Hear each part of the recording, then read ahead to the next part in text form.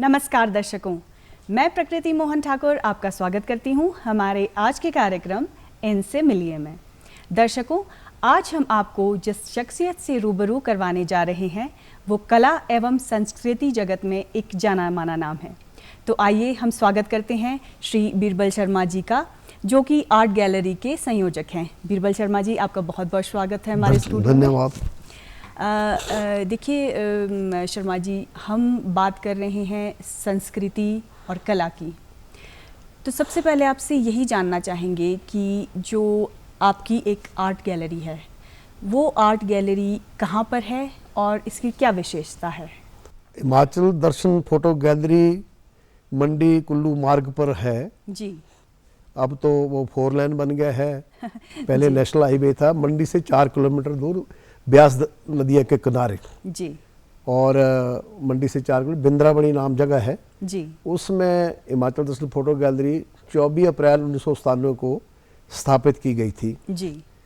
उसका मकसद यही था कि पूरे हिमाचल प्रदेश को एक छत के नीचे जी दिखाया जाए और देश भर में जो एक हिमाचल को लेकर तस्वीर रहती है, जी, मिथक रहता है जी, कि हिमाचल प्रदेश जो है शिमला, डलहौजी या मनाली में बसता है, जी, कुछ गिनी उससे चुनी हट जगह के हैं। जी, दिखाया जाए कि हिमाचल बहुत सुंदर है, जी, बहुत सांस्कृतिक रूप से समृद्ध है। जी, इसमें बहुत जगह देखने को है जो शिमला, मनाली और डलहौजी से भी ज़्यादा सुंदर है। जी। तो ये जो आपका जो आर्ट गैलरी है, तो इसमें हमने सुना है कि संग्रहालय भी है और पुस्तकालय भी है। तो क्या ये भी हिमाचल से ही रिलेटेड है कि आप हिमाचल के बारे में कुछ भी जानना चाहो तो पुस्तकालय से जान सकते हैं या संग्रहालय से आप जान सकते हैं? 55,000 वर्ग किलोमीटर में फैला हुआ हिमाचल प्रदेश किसी एक कमरे में नहीं आ सकता। जी, जी, क्योंकि हमें बाहर जाने की जरूरत नहीं। हिमाचल प्रदेश इतना विशाल है जी, कि इसको अगर हम कई संग्रहालयों में भी दिखाएं तब भी पूर्ण नहीं कर सकते। जी, इसी करके उसमें सिर्फ हिमाचल प्रदेश को ही रखा गया है। जी, और हिमाचल प्रदेश कोशिश की गई है कि हिमाचल प्रदेश को हर विधा से, जी, मंदिरों से, यहाँ के त्योहारों से, मेलों से, कुदरती झीलों से, विकास से, भौगोलिक सौंदर्य से, वो हमने सब एक छत के नीचे जो है उसको संजोया है। जी। मैं पिछले 40 साल से पूरे प्रदेश में घूम रहा हूँ। जी। प्रदेश का कोई कोना ऐसा नहीं है जहाँ मैं नहीं गया हूँ। डोडरा क्वार जैसे क्षेत्र में 15-15 दिन पैदल करके चल के हम वहाँ गए। बड़ा बंगाल, जिसमें आज दिन तक कोई पत्रकार नहीं पहुंचा, कोई फोटोग्राफर नहीं पहुंचा, यहाँ तक कि प्रशासक भी वहाँ नहीं जा पाते, एमएलए नहीं जा पाते। वहाँ एक 9 दिन में हमने यात्रा की महज एक फोटोग्राफ के लिए, ताकि लोगों को दिखाएं कि बड़ा बंगाल में लोग कैसे रहते हैं, जी, उनका जनजीवन कैसा है। जी, देखिए आपने बताया कि वहाँ पर हमारे जो एमएलएज हैं वो भी नहीं पहुँच पाते, लेकिन आपका ये एक जुनून है कि आप उस जगह जहाँ पर पहुँचना बहुत मुश्किल है, वहाँ आप पहुँच गए और अपनी कला में अपनी फ़ोटोज़ में अपनी कला के ज़रिए आप उस क्षेत्र को संजोकर आपने अपनी आर्ट गैलरी में रख दिया। जी, तो आप कई सम्मानों से सम्मानित हैं, जैसा कि हमें पता लगा है। तो हम जानना चाहेंगे कि आपको कौन कौन से पुरस्कार मिले हैं? मैंने कोई भी काम सम्मान या पुरस्कार के लिए नहीं किया। जी। लेकिन जैसे जैसे संग्रह होता गया, मैं पिछले 55 साल से लगभग मैं 52 साल से फोटोग्राफी कर रहा हूँ। जी। 10 साल मैंने गुरु शिष्य परंपरा के तहत काम सीखा। जी। और उसके बाद जो है मैंने अपना एक स्टूडियो खोला। 1983 से मैं यात्राएं कर रहा हूँ। जब मेरे पास इतना संग्रह हो गया तो एक व्यक्ति मेरे पास आए, डॉक्टर विद्यानाथ ठाकुर। वो उन दिनों जिला भाषा अधिकारी थे मंडी में। उन्होंने मेरे कुछ फोटोग्राफ देखे, क्योंकि मुझे मेरे दिल में एक टीस थी कि जब मैं 8वीं कक्षा में पढ़ता था तो मैं अपना ग्रुप फोटो 3.5 रुपये का इस करके नहीं ले पाया था कि मेरे माँ बाप के पास इतना पैसा नहीं था। 3.5 रुपये 1971-72 में। तो मुझे टीस थी कि मैं ऐसे लोगों की फोटोग्राफी करूँ जिनके पास कुछ नहीं है, जो मांगते हैं, जो बड़े दूर बैठे हैं। और यही सोच मेरी वहाँ उस वक्त उभरी। और डॉक्टर विद्याचंद जी ने सोच को जो है हिमाचल प्रदेश के प्राचीन मंदिरों की तरफ मोड़ा, मेलों की तरफ मोड़ा, सांस्कृतिक छायांकन की तरफ मोड़ा। तो मैंने कलम और कैमरे के जरिए पूरे प्रदेश का दौरा करके उसको संजोया और पुरस्कार खुद मिलते गए। कोई नेशनल पर, कोई जिला स्तर पे, कोई मंडल स्तर पे पुरस्कार मिलते गए। मैंने इन पुरस्कारों की तरफ देखा नहीं है। लगभग 100 पुरस्कार मेरे को मिले। मैंने फोटोग्राफी में मुझे लगता है कि राष्ट्रीय स्तर की मैंने प्रतियोगिताएं जीती, जिला स्तर में जीती, हर विधा में, प्राकृतिक आपदा हो, मेले हो, त्योहार हो, हर उसमें हमने। अभी हाल ही में 2020 में हिमाचल प्रदेश सरकार ने मेरे को हिमाचल गौरव के पुरस्कार से नवाजा। मुझे लगता है कि वो मेरे काम का वहाँ उन्होंने रिकॉग्नाइज किया, उनको किया। हालांकि उस वक्त के लोगों ने टिप्पणी की कि बिरबल शर्मा को 15 साल पहले इस तरह का पुरस्कार मिलना चाहिए था। लेकिन आपको पता ही है कि जो लोग इस तरह के काम में होते हैं वो ज़्यादातर उनकी ऐसी पहुँच नहीं होती है, वो अपने काम में लगे रहते हैं। जुनून, आपने जुनून शब्द का यूज किया, हर आदमी में जुनून है, आप में भी है, सब में, उसका तरीका अलग अलग है। मेरा जुनून यही था कि मैं पूरे हिमाचल, जब मेरे पास कैमरा है, कलम है, तो मैं उन लोगों तक पहुंचूं जो लोग जो सुविधाओं से दूर हैं, जो लोग कैमरे से दूर हैं, जो शहर से दूर हैं, जिनको शहर के बारे में कोई पता नहीं है। यहाँ तक कि मैं एक क्षेत्र में ऐसे गया कि जब मैंने उस फोटो को, उस बंदे को बस में बैठते हुए देखा तो चप्पलें नीचे उतार दी। उसको बस में बैठने का ऐसा लगा कि पता नहीं वो कहाँ जा रहा है। मतलब ऐसे ऐसे क्षेत्रों में जाके मैंने फोटोग्राफी की, तो मुझे लगा कि, और उसके बाद जब मैंने संग्रह किया तो मेरे पास बहुत सारी सरकार से भी, गैर सरकारी भी संस्थानों ने ये आग्रह किया कि मैं इसको एक छायाचित्र प्रदर्शनी की तरह लगाऊं। लेकिन मैं छायाचित्र प्रदर्शनी लगाता रहा 1982 से लेकर लगातार। अंत में जब मैंने ऐसा देखा कि छायाचित्र प्रदर्शनी लगा के उतनी सेवा या उतना नहीं दिखा पा रहा हूँ, तो 24 अप्रैल 1997 को मैंने बिंद्रावणी में ब्यास नदी के किनारे एक छोटे से स्तर से जो है हिमाचल दर्शन फोटो गैलरी की शुरुआत की। तत्कालीन मुख्यमंत्री वीरभद्र सिंह ने उसका उद्घाटन किया। इत्तेफाक से उस वक्त प्रेम कुमार धूमल भी प्रदेश भाजपा के अध्यक्ष थे, वो भी उस दिन आए। सबने मेरी पीठ थपथपाई, काम किया। लेकिन सबसे बड़ा मेरी जो पूंजी है वो वहाँ आने वाले दर्शक है। उन दर्शकों ने उसको इतना ज़्यादा तवज्जो दी, इतना सराहा, और उन्होंने ये भी दावा किया कि हिमाचल प्रदेश के पर्यटन को बढ़ावा देना है, हिमाचल प्रदेश को देखना है, तो हिमाचल दर्शन फोटो गैलरी में आइए। और मैं इस प्रयास में सफल हुआ। 26 साल से मैं उसको निःशुल्क रूप से दिखा रहा हूँ। आप भी आइए वहाँ, आप भी देखिए, बिल्कुल, और आप उसको पूरे हिमाचल को कुछ ही देर में आप देख सकते हैं हर विधा से। जी, ये एक बहुत ही सराहनीय बात है कि आप जो है वो निःशुल्क है, जो आपकी ये जो संग्रहालय है, ये जो फ़ोटो गैलरी है, यहाँ पर लोग जो हैं निःशुल्क आकर देख सकते हैं। आपने कहा कि प्रदर्शनियों से आपको ऐसा लगा कि आप उतनी सेवा नहीं कर पा रहे हैं, फिर भी हम जानना चाहेंगे कि आपने प्रदर्शनियाँ अपनी कहाँ कहाँ लगाई हैं? प्रदर्शनियाँ मैंने 1988 में गांधी भवन में एक प्रदर्शनी लगाई जी, मंडी जिला की सांस्कृतिक गरिमा जी। उसका रिस्पॉन्स देख के मुझे लगा कि तो राज्य स्तर का काम होना चाहिए। फिर मैंने स्कूटर उठाया अपना, जहाँ जहाँ जा सकता था, पैदल दौरे किए, और मैंने कुछ ही सालों में पूरे हिमाचल प्रदेश का छायांकन कर दिया। और मेरी प्रदर्शनी हिमाचल भाषा अकादमी में, उस बंसी राम शर्मा जी यहाँ सचिव हुआ करते थे, उन्होंने BWCA यहाँ एक हॉल है, BWCA का हॉल है यहाँ रिज के आसपास, वहाँ मेरी प्रदर्शनी लगाई। और वो लगातार वहाँ इतने लोग आए, BWCA हालांकि अलग हटके है थोड़ा सा, तो 90 के आसपास इतने लोग आए कि मुझे लगा कि ये तो काम बहुत जरूरी है और दिखाया जाना चाहिए। शायद हम देरी से इसको कर रहे हैं। उसके बाद शमशेर सिंह का एक स्कूल है नाहन में, होली में सुजानपुर में हमीर उत्सव में लगाई, NIT में मेरी प्रदर्शनी लगी जी, हमीरपुर में। एक दिन की प्रदर्शनी थी, प्रधान राष्ट्रपति ने वहाँ आना था, वो किसी कारणवश से प्रणब मुखर्जी जी अस्वस्थ की वजह से नहीं आ सके। एक दिन की प्रदर्शनी को वहाँ के स्टूडेंट ने, वहाँ की फैकल्टी ने, वहाँ के प्रबंध ने 17 दिन तक चलाया जी। वो कहते हैं कि हमें तो इसी से देख के हिमाचल के बारे में पता लगा, हमें तो कुछ सीखने की जरूरत नहीं, जहाँ जाना होगा जैसे जाएंगे। NIT के बाद IIT में प्रदर्शनी लगी। और आपको शायद शिमले वालों को कितना ज्ञान है, लेकिन इस बारे में मेरी प्रदर्शनी के बारे में किसने क्या देखी। लेकिन यहाँ अभी 2012 में राकेश कंवर जी यहाँ पर डायरेक्टर थे, उन्होंने प्रदर्शनी लगवाई मेरी भाषा विभाग की सहयोग से प्रदर्शनी लगी गेटी थिएटर में। सुदर्शन शर्मा जी यहाँ प्रबंधक थे। तो वहाँ इतने लोग आए कि हमें शाम के समय उनको बड़ी मुश्किल से बाहर निकालना पड़ता था। मुझे नहीं लगा कि इतने लोग, पूरा देश के लोग वहाँ पर आए। और सुदर्शन शर्मा जी ने स्वयं कहा कि इस तरह की प्रदर्शनी हमारे यहाँ गेटी थिएटर में इससे पहले सक्सेस नहीं हुई। हालांकि उसको बढ़ाना चाहते थे, लेकिन वो व्यवस्था इस तरह की आगे नहीं बढ़ पाई। लेकिन एक दिन और एक्सटेंड की, बहुत कामयाब प्रदर्शनी रही। लेकिन मैं चाहता हूँ कि जो हिमाचल दर्शन मैंने बनाया है, वहाँ पूरे हिमाचल के, क्या पूरे देश के लोग आए, वहाँ सारे पूरे देश के, दक्षिण भारत के भी आते हैं, सब विदेश से भी लोग आते हैं और पूरे हिमाचल के दर्शन करते हैं वहाँ पर। जी। देखिए, आपके पास लाखों तस्वीरें होंगी जो आपने खींची होंगी और सभी आपकी पसंदीदा भी होंगी, लेकिन हम आपसे ये जानना चाहेंगे आप मतलब उन तस्वीरों में से सबसे पसंदीदा आपकी कौन सी है? अब ये सवाल तो इसका तो जवाब ही नहीं हो सकता।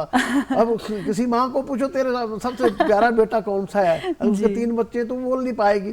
लेकिन मैं समझता हूँ जितनी तस्वीरें वहाँ लगी है ना, जो मैंने अपने क्लिक की है उस वक्त के कैमरे से, जब नेगेटिव का कैमरा होता था, उस कैमरे में फोटो खींचने के बाद 10 या 15 दिन के बाद पता लगता था कि आपकी फोटो आई भी है, ठीक आई है कि नहीं, आंखें बंद तो नहीं है, खराब तो नहीं हो गई है। उस वक्त का जमाना था, ऐसे एक कैमरा होता था, वो डेवलप करना पड़ता है, फिल्म चलाना पड़ती थी, 12 फोटो वाला होता था। लेकिन अब मैं बोल सकता हूँ कि वहाँ जो डोडरा कुआर की लड़की की तस्वीर मैंने 89 में खींची थी, डोडरा गांव में, कुआर गांव में जाके, बबीता बेतान नाम था उसका, पहली डिप्लोमा होल्डर थी, वो सबसे सुंदर है। लेकिन तब मेरे उस चित्र का था न्याय होगा जो मैंने किन्नौर की धर्मी देवी का फोटो चंपा के चुगान में खींचा था, वो किन्नौर की ड्रेस में, तब उससे। लेकिन मैं बोलता हूँ वो जो मैंने फोटो चौहार घाटी में जब वो आया था, एक जल आया था, 22 लोग बह गए थे, तब मैं जो फोटो खींचने वहां गया था, तो रास्ते में एक लड़की मिल गई गरीब कन्या जिसने बोरा उड़ा हुआ था, पट्टी पकड़ी थी, मैं बोला वो फोटो के साथ वो मेरा सबसे सुंदर फोटो है। वो जितने फोटो वहां लगे हैं ना, अब मैं किसी ऐसे एक फोटो को बोल के नहीं,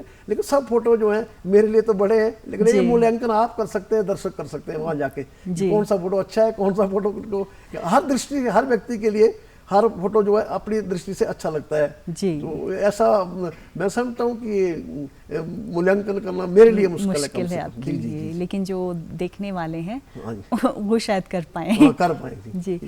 आपने अभी बात की कि पहले के समय में आप जिस कैमरा को लेके चलते थे, जिस कैमरा का आप इस्तेमाल करते थे, वो कैमरा जो वर्तमान में अब जो टेक्नोलॉजी इस्तेमाल में लाई जा रही है, वो वाले कैमराज, तो वर्तमान परिवेश में और वो जो पहले का समय था, तो किस तरह के चैलेंजेस थे? दिन रात का फर्क है। जी। दिन रात का। फोटोग्राफी में तो सबसे ज़्यादा फर्क है, फोटोग्राफी और मीडिया। मुझे लगता है इसकी बहुत तेजी से इसमें बदला है। हमारे जमाने के 72 के फोटोग्राफर के पास तो वो कैमरा था जिसमें फिल्म खींचना ऐसे खींचना पड़ती थी, 12 फोटो आते थे। 12 के बाद अगर मानो कि शादी में गए, बरमाला हो रही है और क्या फिल्म खत्म हो जाती है, तो फिल्म चढ़ाने में तब तक तो बरमाला चली जाएगी, तब तो नहीं रोकते थे इस तरह से। तो इस तरह से इतना फिल्म वाला कैमरे से फोटोग्राफी की है हमने, जिसमें सीमित रील होती थी, पर रील धुलने के लिए जाती थी। कलर फोटो पहले बॉम्बे या दिल्ली में धुलते थे। अब तो धीरे धीरे धीरे धीरे टेक्नोलॉजी ने, हम खुद इस टेक्नोलॉजी के शिकार हो गए, क्योंकि हमारा जो संग्रह था 2000 पहले का, जितना संग्रह था नेगेटिव के रूप में, वो सब आउटडेट हो गया, रख दिया, उसको किनारे रख दिया। जो तस्वीरें बन गई वहाँ प्रदर्शित हैं, लेकिन टेक्नोलॉजी ने इतना विस्तार किया और अब तो मिक्सिंग का जमाना है। अब तो मूल तस्वीर की जो मूल है, जो मूल तस्वीर, उससे छेड़छाड़ होती है। कुछ भी बना सकते हैं आप, घर में बैठ कर बना सकते हैं, मोबाइल पे बना सकते हैं, लेकिन फोटोग्राफी नहीं है। आप बीरबल शर्मा की आर्ट गैलरी में आए, आप देखें, हम फोटोग्राफी से कोई छेड़छाड़ नहीं करते। मतलब जो मूल तत्व है उसके साथ कोई भी छेड़छाड़ नहीं होती है। जो आंखों को दिखती है, जो शिमला मुझे दिखता है, जो रिज मुझे दिखता है, मैं वही दिखाना चाहता हूँ आंख से। ऐसा नहीं कि उपग्रह का फोटो या ड्रोन का फोटो या उसको मिक्स करके 2, 3, 4 का फोटो लगा के उसको दिखाएं। तो ये वास्तव में मेरे जैसे फोटोग्राफर को, जो पुराने जमाने से लेकर नए जमाने में भी जी रहा है और कैसे कैसे जी रहा है, टेक्नोलॉजी किस तरह से चेंज हुई है, कैमरे किस तरह से चेंज हुए हैं। और कैमरे का कुछ नहीं है, आज 10 लाख का कैमरा भी है, 15 लाख का कैमरा भी है। गले में आज तो फोटो खींचने वाला पूछता है तेरे पास कैमरा कौन सा है, तेरे पास फुल फ्रेम कैमरा, लेकिन वो नहीं होता। कैमरे के पीछे आंख क्या है, आप देखना क्या चाहते हैं। आप मंदिर देखना चाहते हैं, आप मस्जिद देखना चाहते हैं, आप झील देखना चाहते हैं, आप भृगु लेक जाना चाहते हैं, चंद्रताल जाना चाहते हैं, तो वहाँ का संग्रह जो है वो किसी भी कैमरे से, किसी भी उससे आ जाता है।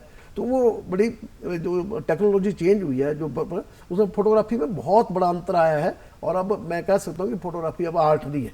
पहले फोटोग्राफी आर्ट हुआ करता था, लेकिन आज की तारीख में फोटोग्राफी एक आर्ट नहीं रहा, वो भेद का काम नहीं रहा। जो हमारी टाइम में होता था पर्दे के पीछे, वो अब नहीं रहा। तो सब ओपन है, सब कुछ है, लेकिन हम फिर भी उसी व्यवस्था में जीने की कोशिश कर रहे हैं। और इसी दृष्टि से जो हमने इस हिमाचल दर्शन फोटो गैलरी की स्थापना की है, मकसद वही है। जी बीरबल जी, देखिए, आपने कहा कि जो ओरिजिनलिटी है किसी भी फोटोग्राफ की, वो ओरिजिनलिटी एक फ़ोटोग्राफ में रहनी चाहिए, उसके साथ कोई छेड़छाड़ नहीं होनी चाहिए।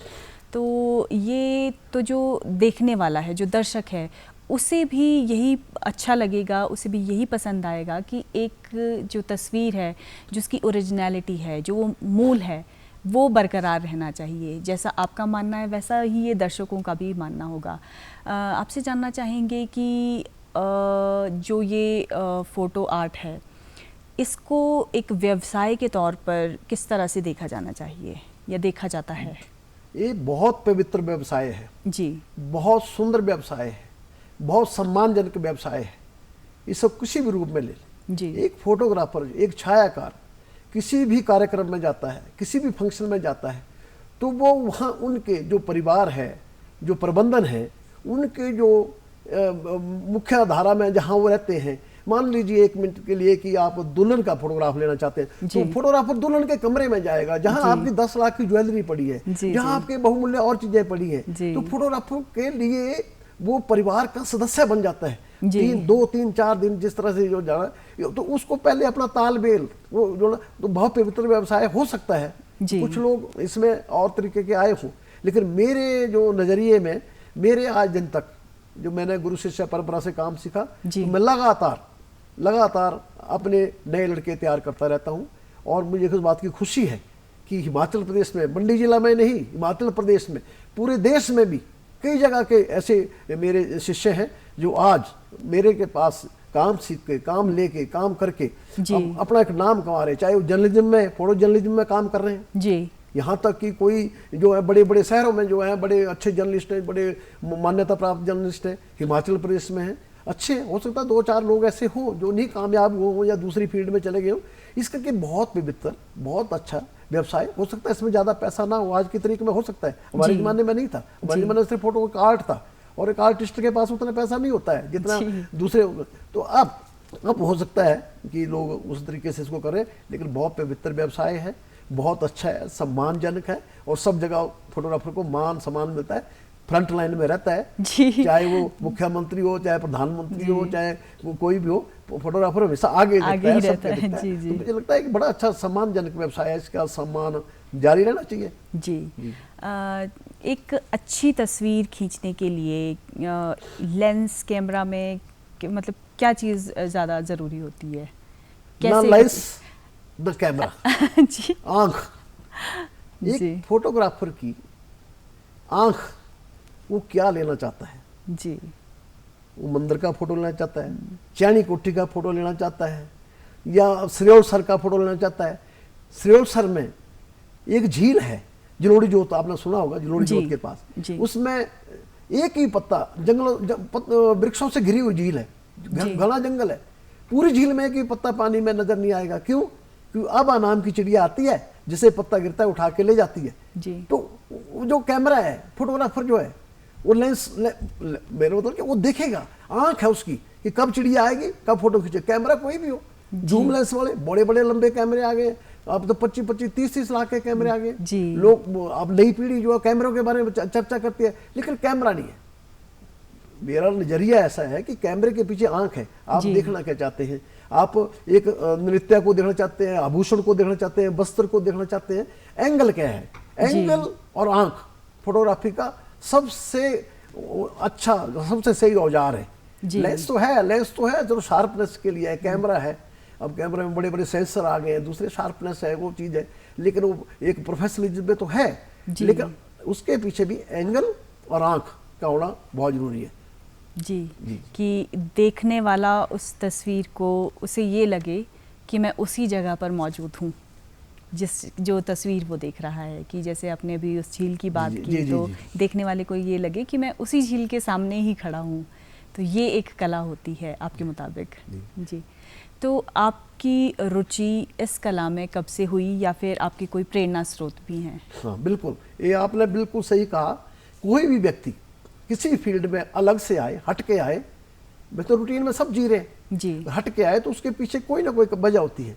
मैंने आपको बताया था कि 1985 में, 1985 से 1990 के बीच में मंडी जिला में एक भाषा अधिकारी आए, जिला भाषा अधिकारी डॉक्टर विद्याचंद शर्मा, मूल रूप से कुल्लू से PhD उन्होंने कर रखी थी।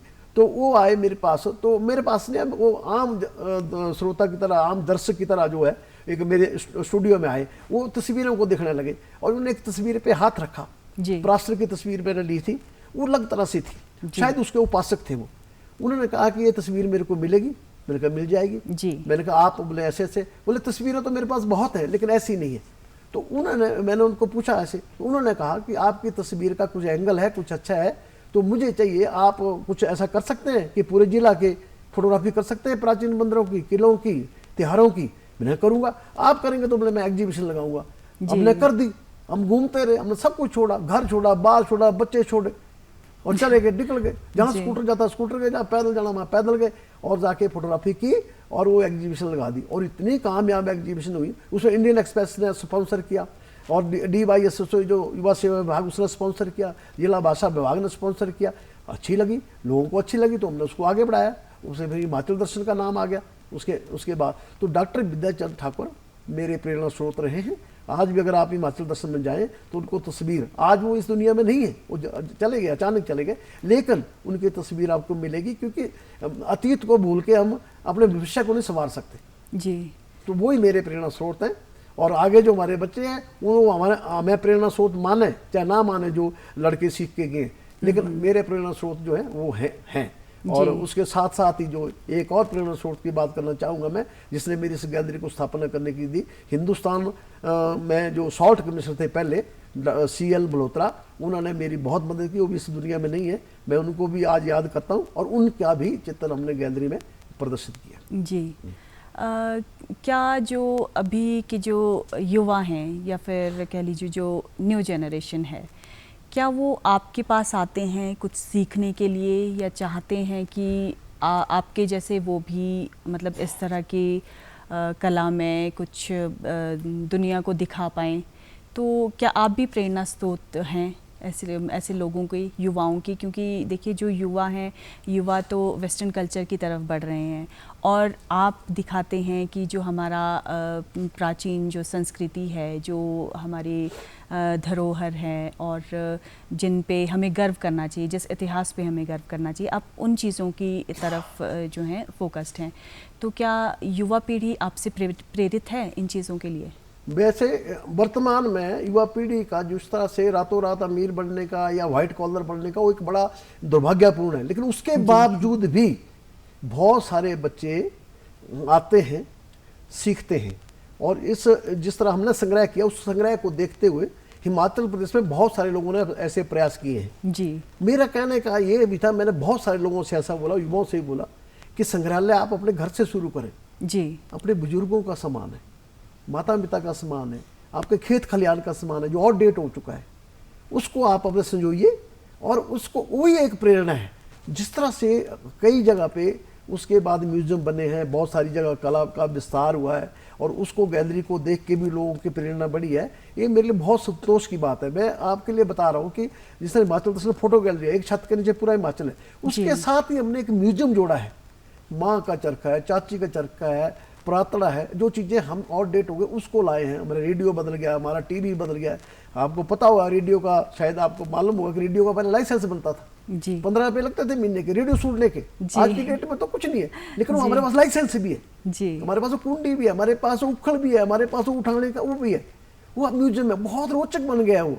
इस तरह से जो है वो प्रेरणा है आगे। जैसे एक चीज़ को देख लेते हैं लोग, वो मेरे पास भी घर में ऐसा पड़ा है, एंकड़ू बनाने वाला है, चिल्डू बनाने वाला है, तो वो भी लाके रख देता है, ले ये मैं रख दो, ये मेरे इसके नाम से मेरी दादी का है, मेरे किसी का है, तो उसको भी हम रखते हैं। ये प्रेरणा ही है जी। ये देख के प्रेरणा ही है और इसमें हम कामयाब हुए। आप लोग को संतोष है इस बात का कि वो बड़ा अच्छा चल रहा है जी। तो आप अपने बारे में कुछ बताइए हमें। जैसे आपने बताया कि आप एक साधारण परिवार से हैं और 3.5 रुपये भी आपको ऐसा लगता था कि फ़ोटो खिंचवाने के लिए नहीं है, तो किस तरह से आपने अपनी कला को लेकर आप आगे बढ़े, अपनी रुचि को लेकर आप आगे बढ़े? आपको किन किन चैलेंजेस का सामना करना पड़ा? पूरी ज़िंदगी चैलेंज वाली रही है। मैं मूल रूप से मीरपुर जिला का रहने वाला हूँ जी। बरसड़ उपमंडल के 11 ग्राम पंचायत के गांव मसलाना कला मेरा गांव है जी। और 15 साल की उम्र में मैं घर से रोजगार की तलाश में सुंदर में चला गया जी। सुंदर में मेरे पिताजी BSL में नौकरी करते थे, काम करते थे, मजदूरी करते थे।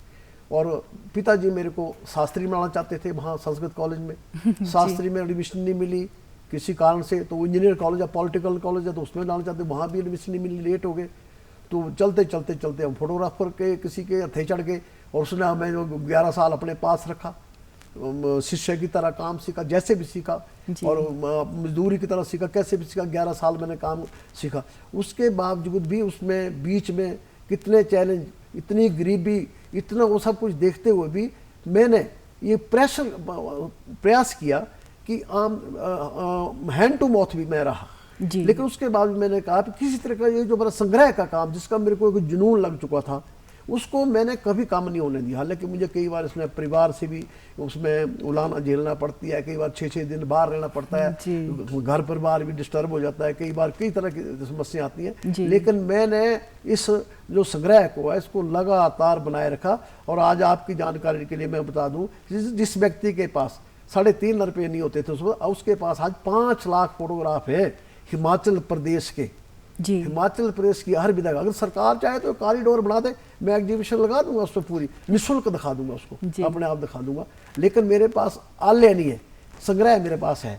मैं एक बार टूटा, मेरे को 4 लेन वालों ने उठा दिया, मैंने फिर हिम्मत लाई, मेरे दोस्तों ने बोला, यहाँ उस वक्त के मुख्यमंत्री ने मेरे से आग्रह किया कि इसको बनाए रखो, ये हमारा आइकॉन है, ये हमारे लिए बहुत जरूरी है, टूरिज्म के लिए जरूरी है। तो मैंने कोशिश की और मैं आज उसको पूर्ण कर पाया हूँ, उसको पक्का ठिकाना मिल गया। लेकिन मुझे लगता है कि अभी मुझे विश्वास नहीं है कि हो सकता है आने वाले समय में कोई ऐसी आपदा आ जाए कि फिर से उठना पड़े, फिर क्या होगा ये तो आने वाला समय ही बताएगा। लेकिन मैंने इसको पूरी तरह से स्थापित कर दिया। मैं साधुवाद देना चाहता हूँ बीरबल शर्मा जी को कि उन्होंने एक छत के नीचे पूरे हिमाचल प्रदेश को संजोकर रखा है। मैं तो इतिहास का विद्यार्थी होने के नाते उनको ये भी साधुवाद देना चाहता हूँ कि मंडी के प्राचीनतम दुर्लभ चित्रों का संकलन करके उन्होंने भावी पीढ़ी के लिए, विद्यार्थियों के लिए, समाज और राष्ट्र के लिए जो संजोकर इन्होंने रखा है, निश्चित तौर पर वो एक बहुत ही बड़ा कार्य जिसको हम लोग कह सकते हैं वो उनके द्वारा किया गया है।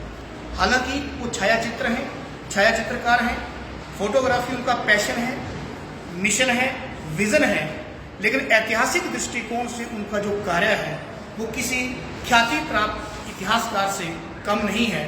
वो समाज के, संस्कृति के, मैं उनको मूर्धन्य विद्वान भी कह सकता हूँ और ये भी कह सकता हूँ कि उनका इतने वर्षों की तपोसाधना के बाद उन्होंने जो कृत्य किया है, जो कार्य उन्होंने किया है, उस कार्य के लिए उनका जितना धन्यवाद ज्ञापित कर सकें उतना कम होगा। मैं तो आग्रह करना चाहता हूं अपने पूरे देश भर के विद्वानों से, विशेषकर अध्येताओं से, शोधार्थियों से कि वो आए, केवल हिमाचल दर्शन गैलरी में हिमाचल के ही दर्शन ना करें, बल्कि इनका जो म्यूजियम है जिसमें इन्होंने प्राचीनतम चीज़ों को यहाँ पर संजोकर रखा है, वो निश्चित तौर पर एक बहुत बड़ा कार्य जो है इनके द्वारा किया गया है। यही नहीं, इस एक छत के नीचे आप एक पुस्तकालय का अवलोकन करते हैं, आप एक म्यूजियम का अवलोकन करते हैं। पूरे केवल और केवल प्रकृति चित्र नहीं, धार्मिक, सामाजिक, आर्थिक, सांस्कृतिक, राजनीतिक हर प्रकार की विधाओं के चित्र जो हैं वो आप यहाँ पर देख सकते हैं। मैं एक बार पुनः आदरणीय बीरबल शर्मा जी को, उनको तहे दिल से साधुवाद भी देता हूँ और धन्यवाद भी ज्ञापित करता हूँ कि ये आपके द्वारा जो कार्य किया गया कार्य है, निश्चित तौर पर यह भावी पीढ़ी के लिए एक मार्गदर्शन का काम जो है करेगा। आप हमारे स्टूडियो में आए और हमारे दर्शकों को आपने बहुत ही बेहतरीन जानकारी दी। आपका हमारे स्टूडियो में आने के लिए बहुत बहुत धन्यवाद। आपको भी बहुत बहुत धन्यवाद। तो दर्शकों, हम उम्मीद करते हैं कि आपको हमारा ये कार्यक्रम पसंद आया होगा। आज जिस शख्सियत से हम मिले हैं, आप उनके आर्ट गैलरी में, फ़ोटो आर्ट गैलरी में, जहाँ की संग्रहालय भी है, पुस्तकालय भी है, वहाँ पर जाकर प्रेरणा ले सकते हैं। अगले कार्यक्रम में फिर से आपसे मुलाकात होगी, तब तक के लिए आज्ञा दीजिए। नमस्कार।